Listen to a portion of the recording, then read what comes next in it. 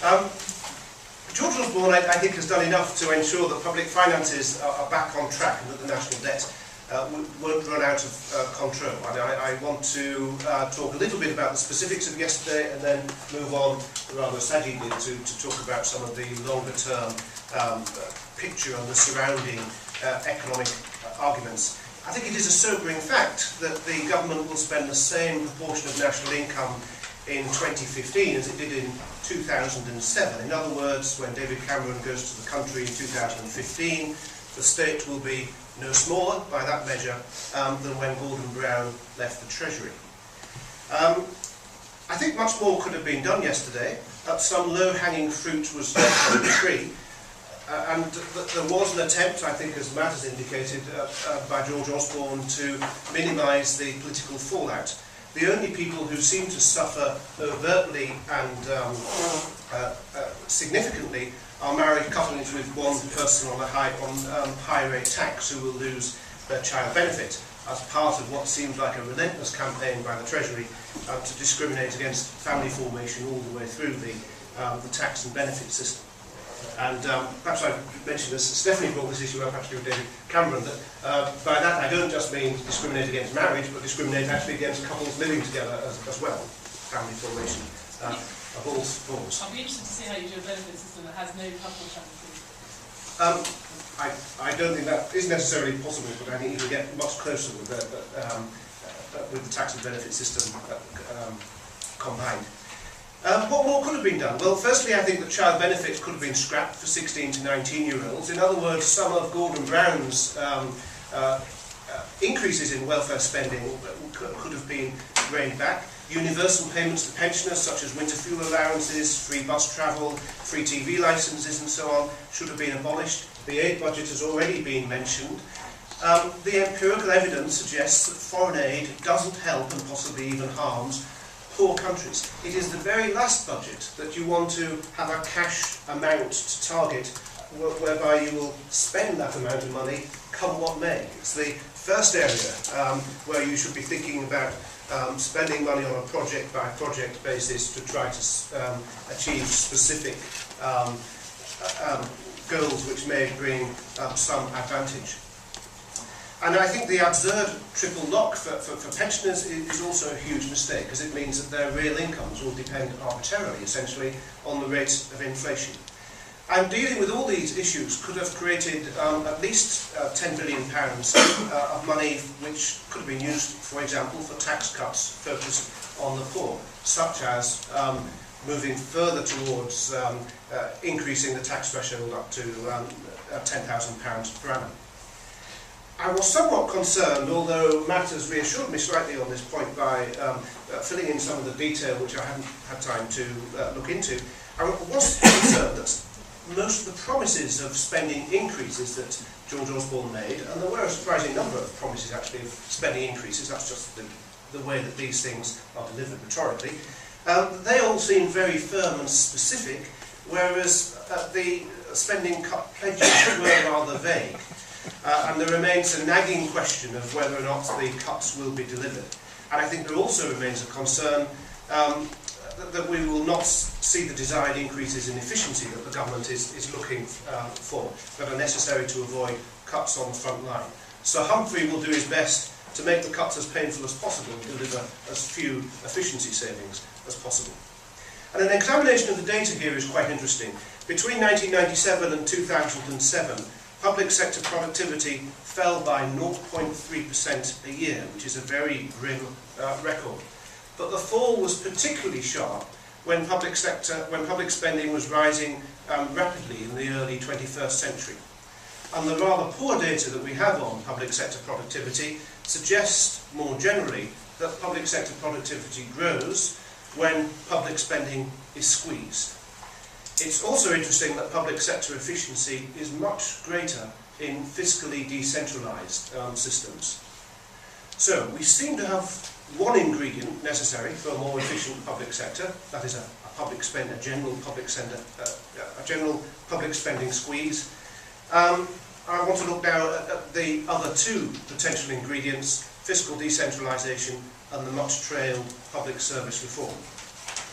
Now, with regard to public service reform, there were a few comforting messages here, and I think the big issues will actually arise over the following months, where it is now being promised that more announcements will be made by individual departments. And I think the big opportunity is with school funding.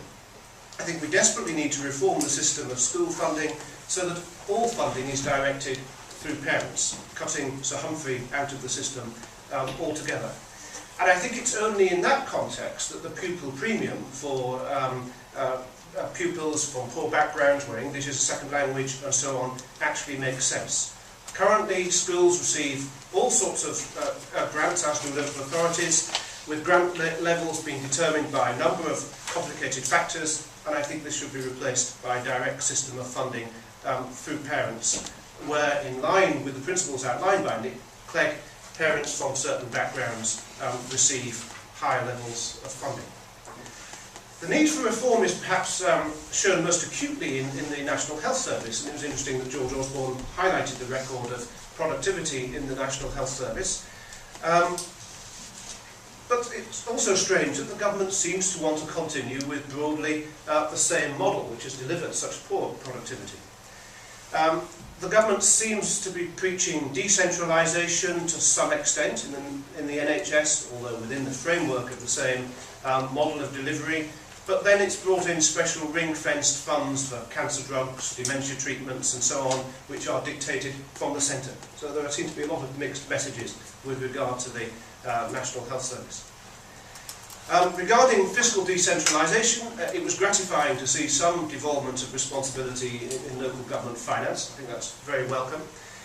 But I would like to have seen announced a complete review of local government finance, announced with the objective of making local government more or less self-financing, because I don't think you can have genuine fiscal decentralisation, genuine local government efficiency, and a genuine devolvement of more and more powers to local level, including parish level, until you have proper fiscal accountability with a wide-ranging, with a high proportion of the franchise actually paying local government taxes. Now, my final point is this. Now this is all done and dusted, I think the government needs to turn its attention to radical supply-side reform. A flatter tax system, reform of the minimum wage, reform of the planning system, and a significant reduction in regulation. And it's only this way, really, that the private sector will thrive and restore trend growth rate and allow the private sector to fill the gap that hopefully will be created by the retrenchment of the public sector. So I hope that supply-side reform will become the focus of government policy over the next 2 years. And as part of this, I think tax reform is possible even within the constraints the government has set itself. Unfortunately, at the moment, I don't really see much evidence that this is going to happen. I found Osborne's remark, our aim will be to extract the maximum sustainable tax revenues from financial services, absolutely chilling. And he seems to be repeating the very mistakes that President Obama has made in the United States. And it shows also that the Treasury doesn't understand that all such taxes are ultimately paid by savers, potential pensioners who own shares in financial institutions, or by the users of financial services, you and me, essentially. I want the Treasury to take the minimum revenue necessary from all sectors of the economy.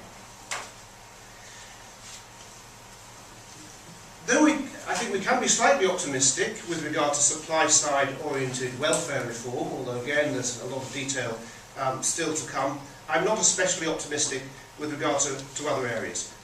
As I've noted, the government seems to regard the financial sector as both whipping boy and milch cow. We've had the minimum wage increased and the full level of the minimum wage extended down the age range.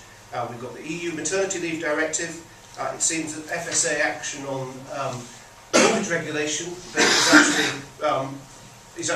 actually seems to be preventing competitors coming into the market and competing with existing players.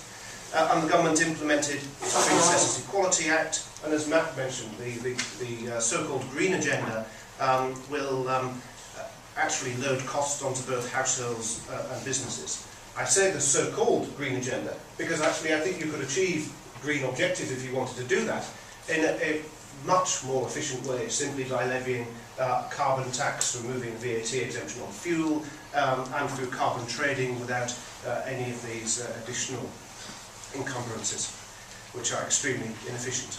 Now, some of these measures were inevitable, some of them were inherited, some of them have been imposed by the European Union.